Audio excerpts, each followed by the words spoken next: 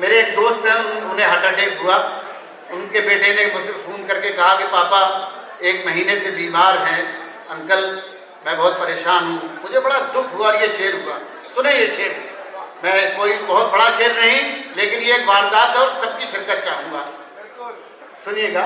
आंधियों से बचा कर रखो अपने आंगन का बूढ़ा शजर।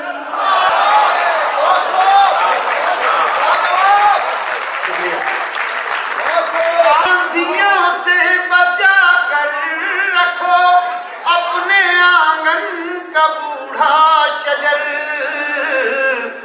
ये शजर ही अगर गिर गया फिर